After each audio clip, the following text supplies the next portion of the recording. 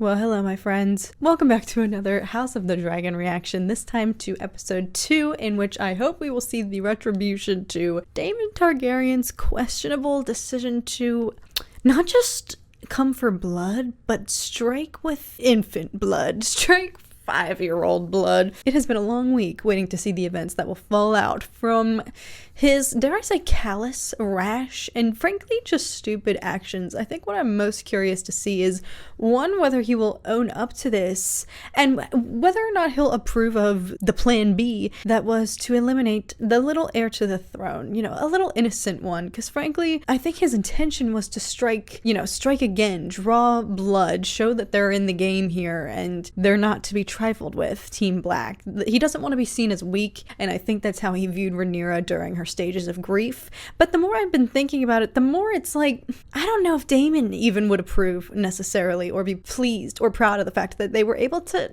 murder a child. Like, it would have been much more impressive if they actually could have eliminated Aemond Targaryen, but it's just like, did Daemon really think that was plausible, like within reach? I'm most curious to hear from him, because I still can't crack what his motives were, what he in his right mind thought would have come from this. And honestly, Daemon hates being seen as weak. He hates being walked all over, but the more I think about it, the more it just looks like a weak decision to attack an innocent child. I think they're gonna look at this and think this is the most cold-blooded, stupid thing you could have done. I don't know. The more I toil over this, I'm curious what his reaction is going to be, Daemon upon hearing that they got the wrong, they got plan B. But more importantly, Rhaenyra, is she gonna slap him across the face for dragging her good name through the mud now? She had nothing to do with this, and that's the only reason I can still root for her. The only solace I get from the events that transpired is the fact that she was completely unaware of them, as are everybody else on Team Black. I need to see all of them just kind of like collectively whip Daemon into shape. Previously, if they had just left it as is, the Greens were the ones in the wrong. They owed a life debt. Now the playing field's even, and Rhaenyra doesn't necessarily have that leverage anymore. Nothing about this has made sense to me, particularly coming from Daemon, who I don't think he is a dumb person by any means. I don't know though. Rhaenyra isn't entirely scot-free here. I know I keep saying her hands are clean of, the death of little Jaehaerys here. She's not entirely innocent. She was calling for the blood of Aemond. She was out for blood. She was out for murder. She was in the mood to do some damage. So it's not like she's here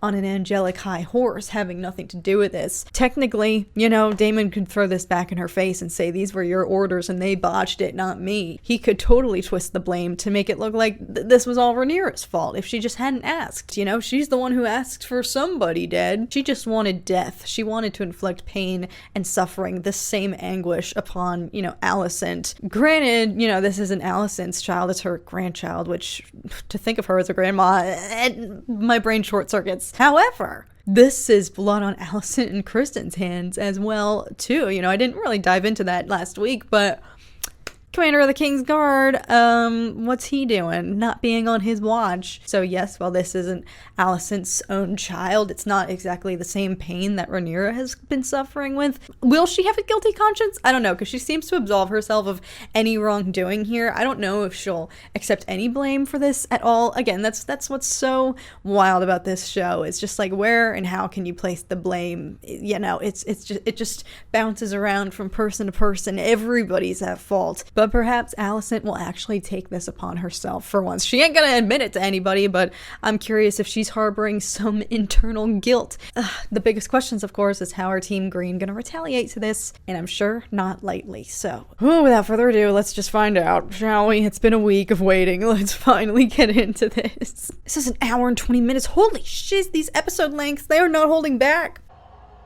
For the love of everything, don't show me the aftermath.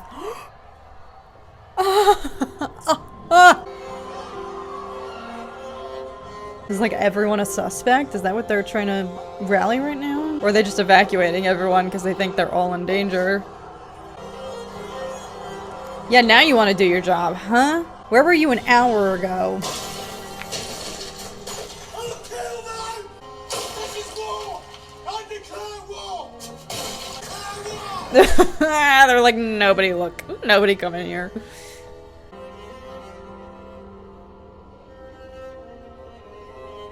Ooh, yeah, they came in through his, like, quarters.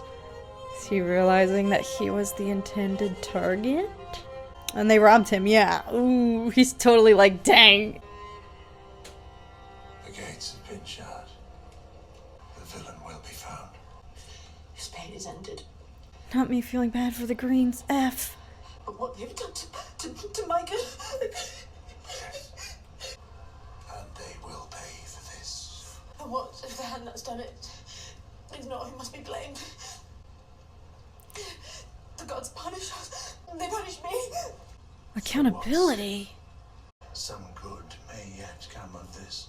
And where were the members of this council while the murderer threatened their king? Were you also threatened? Criston. My son is my legacy! The Lord Commander of my King's Guard. I forbid your grace having ordered the night's watch. Abad! Is there any question who did this? You wished her life to be spared. If I may, your grace, the man we apprehended is known to us. We caught him, fleeing the gate of the gods, with the child's head in a sack. Ugh. We know our enemy! A king may have more than one enemy, your grace. You mean to blame Rhaenyra? Tell the realm she has done this. And so you would name her monster, slayer of infants. They're totally gonna use this. Progress. Let them see the child. No. Don't do that. No. Please, God. Dragged through the street like a dead dog. Not dragged, honored. Otto, you're To be deranged. burned as a Targaryen prince. I will not have him die in vain. No, you just want to spin it for your favor. Jaehaerys will do more for us now than 1,000 knights in battle. You are psychotic. Let the Silent Sisters ready the prince for his final journey. No. Realm must see the sorrow of the crown. This is effed. There's to be a funeral for Jaehaerys. We've been asked to ride on a wagon behind his body. When the people share our grief, they draw closer to us. But I don't want them closer. We are representatives of the throne. We have a duty. Helena, what you saw last night when you came to my room. This is for my boy. True, she saw the King's Guard not doing his job as her child was murdered. Oh, jeez, no. This is effed. This is... Please don't show it. Please. I feel like I'm gonna throw up. This is so bad. Oh, you're finished. Goodbye. No, you're so done. By Daemon Targaryen. Didn't take him long. He saw the torture instruments. He was like, frick this. Oh, fudge!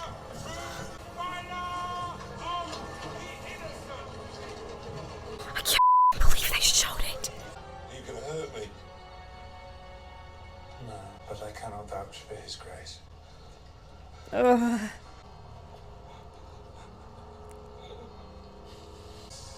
Oh, God.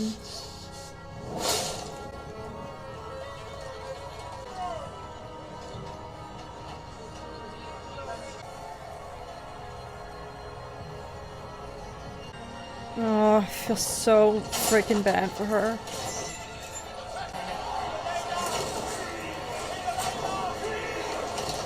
His body, no! This is so bad. Hands of Rhaenyra, the monstrous!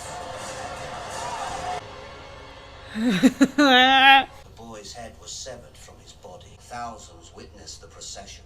And they are accusing me of having a hand in this. It must be said that the damage to our position is immeasurable.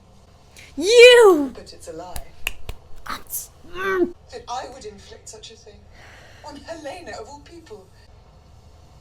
She knows. The death of Prince Lucerys. Rhaenys isn't was a shock stupid, she and an knows. insult. You. Did you send assassins to murder children in their bed? I was clear in my instructions. Aemond, the brother of Aegon the Usurper.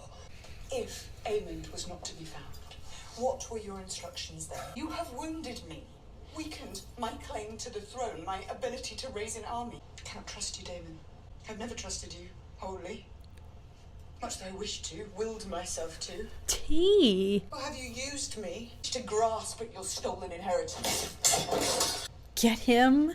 Bury him. To give up my brother's throne to the traitorous lies of Otto My Hightower. throne! Daemon! You used my words as an excuse to take your own revenge. Do you accept me as your queen and ruler? Or do you cling even now to what you think you lost? What I think I lost. I was the leader of men and he was afraid to be seen in my shadow. Is that what you understand of your own brother? Or did he merely use you as a tool to put me in my place because he was afraid of me? You struck down a child. It was a mistake. Oh God. She lit him up. She put on a clinic. She sees right through him. He's a narcissist. I don't ship them, but we needed them aligned, y'all. We need them unified, split apart. He's a power player, as much as I hate to say it. Take Moon Dancer and keep a watch on King's Landing. Stay high and keep your distance. We can afford no further mistakes. She's gonna light him up instead. Oh, but they have that freaking scorpion. God, they are cooking. This is getting so intense. It's only episode 2, y'all. Yeah, have they even, like, talked? Give her a hug, please. Actually, no, he's not the best person. Oh, clearly. Ugh. She's so innocent. She's so pure and sweet. Oh my God, they're already taking apart the bed. Yeah, watch on, Criston. This is your freaking fault, dude. Ah! Please, my lord. He's like, can you let me go so I can put this in the washer? What is this? The procession was muddy. I'll replace your hands. The white cloak is a symbol of our purity, our fidelity. You projector! You are so insecure, it hurts. Where were you when Jaehaerys was murdered? Where were you? I hate him. You're despicable. King Aegon. Where were you? Oh, Commander. Asking the right questions. First your brother betrays us, and then the young prince is murdered on your watch. You're mad, sir. Mad, you cannot think that I did this. Has no relevance. I'm livid. Blood Brought disgrace upon boiling. our ranks. You will go to Dragonstone and strike down Rhaenyra in our own halls. We will pay the princess back in our own bloody coin. Defy them. Leave. Backstab them. Be a turncoat like your brother. Come on. You would send me to my death or to triumph. I didn't think it was like actually physically possible for me to despise this man any more than I already have. Or must I question your loyalty to the king? Defy them. This is your open door. Be a turncoat. It's fine. Betray them. It's fine. The Lady Massaria, Your Grace. You aware of yesterday's events in King's Landing? I had nothing to do with it. I know you are entwined with usurpers. I regret it now. I'm sure you do. You said it was the price of my freedom. I do nothing now but ask you to honor your husband's words. Worst, you betray me in some foul way. I have no interest in betraying you, Your Grace. I made myself valuable to powerful men. Daemon, Otto Hightower, they will never accept me. Oh. Are these just all of the rat catchers who were employed by...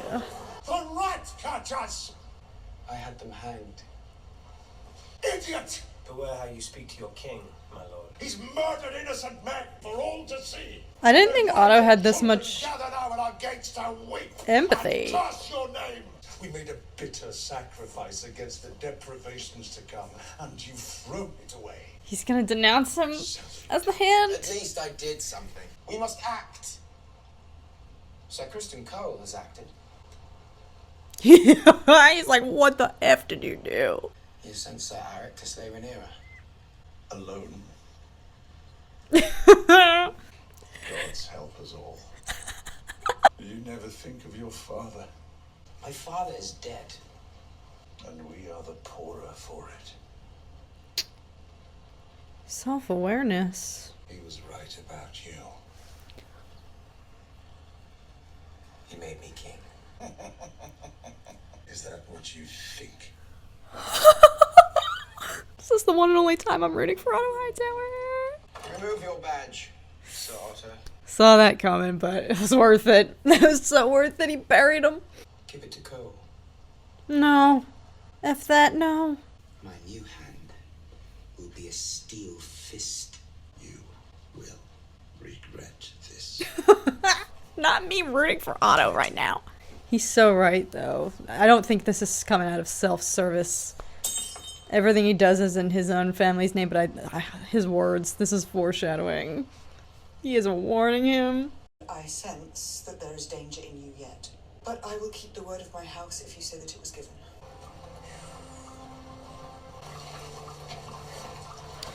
Oh, she's gonna be like, I just saw you. Oh, do the right thing. Please do the right thing, come on. Oh, I feel so bad for this guy. Sir Eric, I thought you were within. Sorry, lack of vigilance. No. Oh.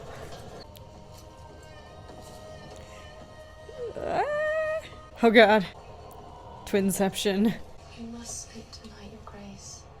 Let me ask the Maester for a draught. No. Thank you, Rhaenyra. This is not the night for sleeping pills. Sir Eric. I don't understand. Do not do this. I beg you.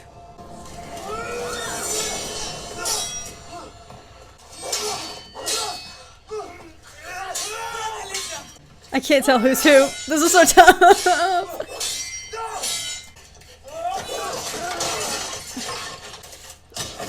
No. Oh, F.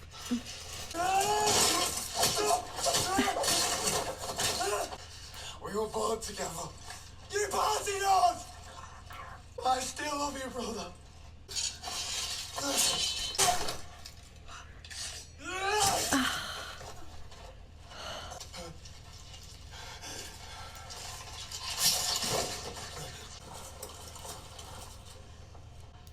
Your Grace. Eric. Forgive me. No! No! It is ignorance and vanity. Aegon must be kept in check, as does Sir Criston, the two of them together. Sir Criston is not temperate. Yes! Yes, he is! It is the death of the child that has unstrung him. While you're gone, I'll speak sense to him. In time, you may yet return. We will yet prevail and bring forth peace, I still believe.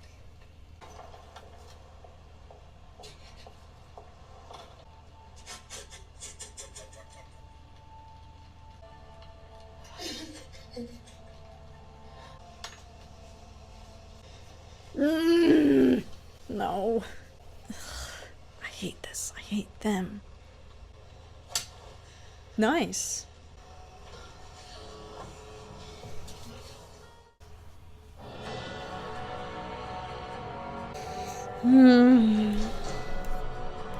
Everything is so not going to plan. Everything's going to No. No.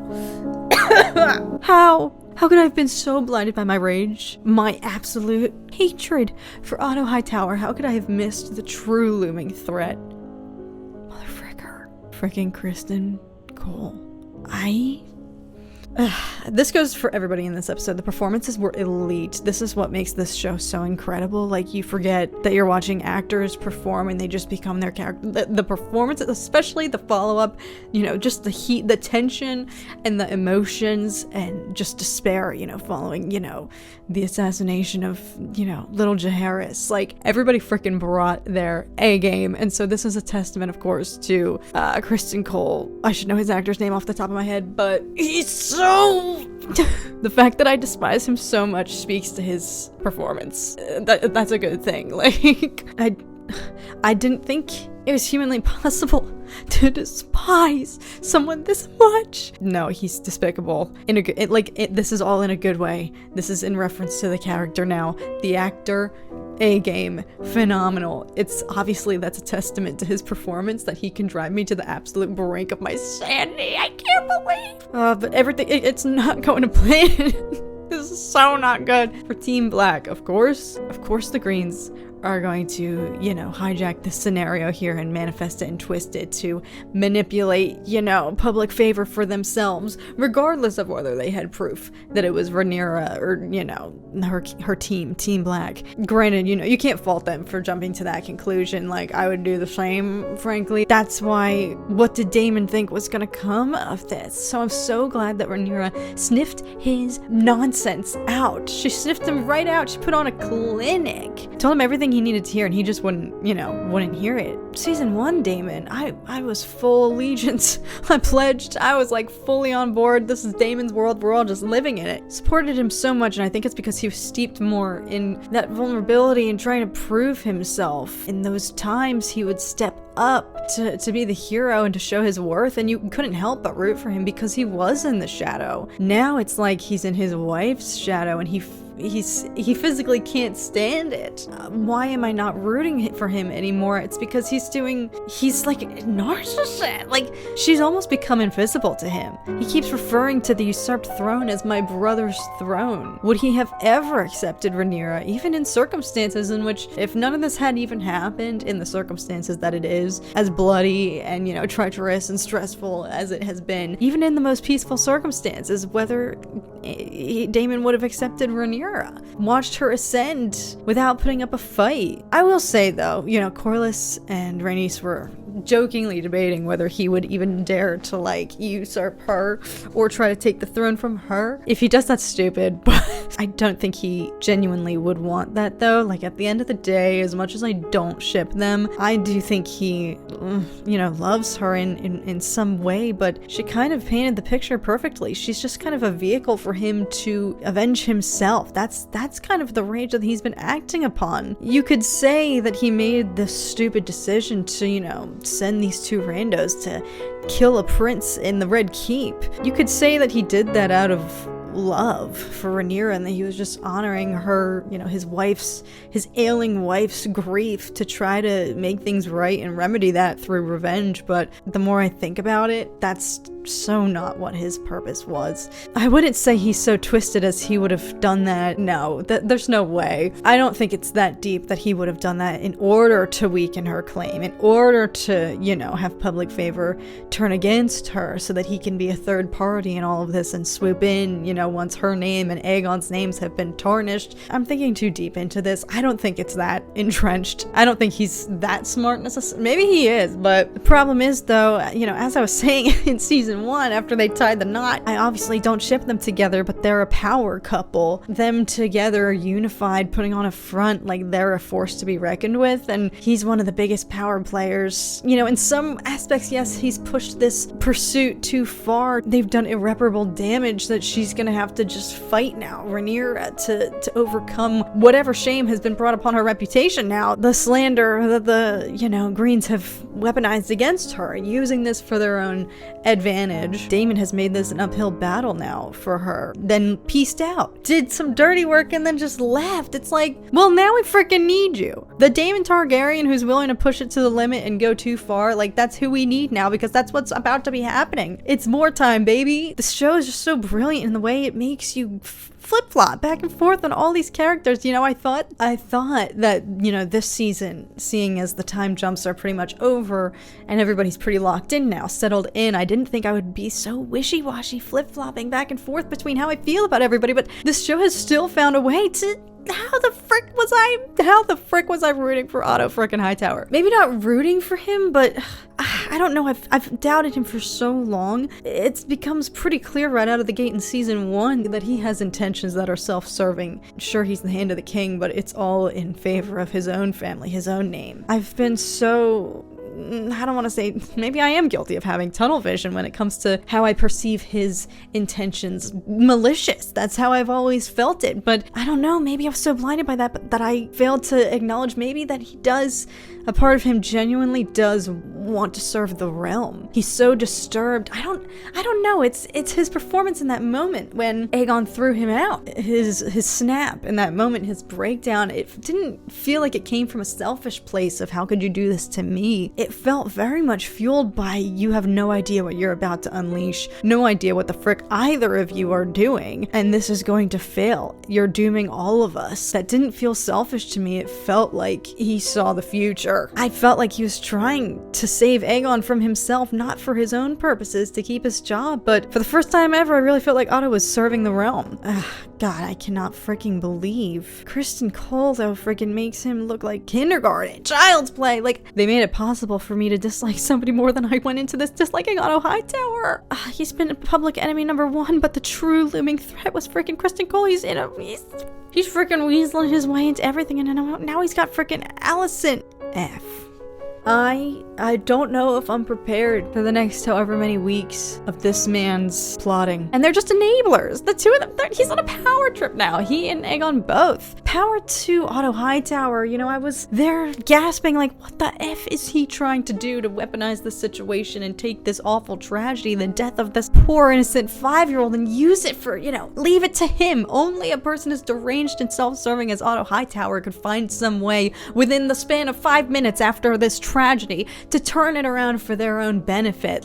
But I'll give it to him at the end of this episode after, he discovers in fury that Aegon has decided to just not root out the cause, but hang everybody, every rat catcher in the city, in the name of sticking it to the man. I don't know, trying to prove a point. But Otto makes a very good point. He's like, you really actually have no idea what you're doing and have not thought about the consequences of this. That is one thing I will give Otto Hightower. He thinks every step of the way. He will think through what the outcome would be and how that would turn on them, how it would benefit them. Maybe that's not him being smart and it's just him being self-serving, and so he has to dissect and decipher every single possible outcome in order to see if it benefits him and his family. And Aegon's what? Aren't they all still like teenagers? Is he even 18 necessarily yet in this? His prefrontal cortex isn't developed. Leave it up to a teenager. Mistakes will be made. Rash decisions will be made. Perhaps I don't have to worry too much about Rhaenyra and her public favor right now, her reputation, because Aegon, you know what? Maybe this is the best thing. He and Criston Cole can just enable each other in this chaotic situation. He's just gonna drive his own name into the mud. So maybe I don't have to panic so much. Maybe Aegon's just gonna lead to his own demise with his own idiocy. I'll take it. And with nobody there to reel him in anymore. And I don't know, if you ask me, Alicent, I think she's going by the wayside. I was curious how she would receive this news that her father's been banished. She had the heart-to-heart with him, like, for the love of God, can you stop undermining me in front of my own kids? They're gonna have no respect for me. They look up to you. But how right was she? Does Aegon put any weight, any credence in Otto's words? Clearly not anymore. So who is he looking up to now? Still probably not Alicent necessarily. He's just gonna be on a freaking power trip. And now that Criston's got Alicent wrapped around his finger, I feel like her power is about to significantly dwindle. I think she's about to see that her dad being there as the bigger power player here, there she was lashing out at him, confronting him like, you're undermining my position here. But she might come to see that Otto being there all along was one of the only tethers left keeping her in some sort of powerful... I could be entirely wrong. I don't know. I just feel like this does not paint Alicent as the powerful, dominant one. I don't think this bodes well for her. I think she's about to see that Otto's presence was in fact the only thing maybe keeping her in any sort of position, pedestal in which her voice is heard in the council. I know I've only really scratched like none of the surface here. So much happened. I was just sick to my stomach the entirety of the opening half of this episode. I can't believe they freaking showed that. Just feeling really, really, really god awful for them. And dare I say, feeling bad for Aegon, which sounds stupid because I know he's a terrible freaking person, but they can't sit and grieve for a second. They have to immediately assemble council and decide how they're going to act on this, how they're going to use this to their own benefit at all, if that's even possible. He's still himself a child. Somebody confirm how old Aegon is for me, please, but I think he's still supposed to be like a teenager. He's been on this kind of like adrenaline rush power trip since then, fueled by his grief, but at the end of this, it kind of just really portrayed him as alone, just a grieving grieving child with really who does he have? It's kind of interesting when you strip away everything that everyone's been doing to act in Aegon's favor. You know, who does he really have? Who does he really have at the end of it to confide in, who isn't just somebody there trying to aid in his usurping of the throne for their own benefit? He's kind of like, you know, a vehicle for everybody else, just as Rhaenyra is almost this vessel for Daemon. Aegon in a way is the exact same for the Hightowers, just a puppet in that regard. Does he really have anyone who at the end of the day actually cares that much about him? I'm sure that's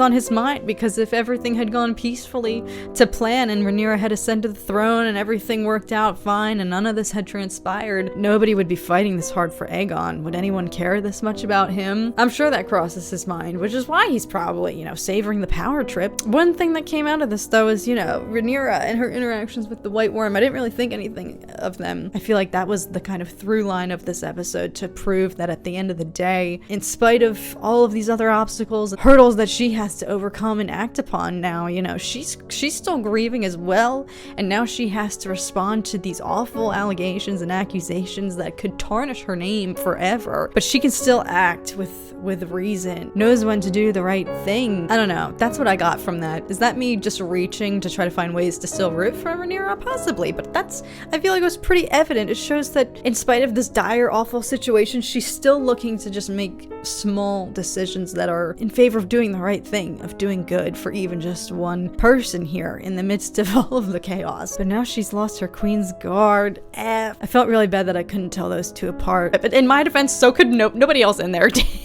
But that's such a shame, because they were very dynamic characters. Their end, the narrative here for the twins who'd betrayed one another and were on different sides of this, was gonna end so soon. That was really freaking tragic, and I wasn't expecting that. If anything, I was hoping that they were gonna dive more into the mentality there for the two of them. This was phenomenal, though. I know I said it before, but I think just one of the standouts of this episode was the performances. It's not easy to play characters like that, who one week you despise them and the other week you have empathy for them, or reverse. You know, for Criston Cole, my heart was bleeding for this man.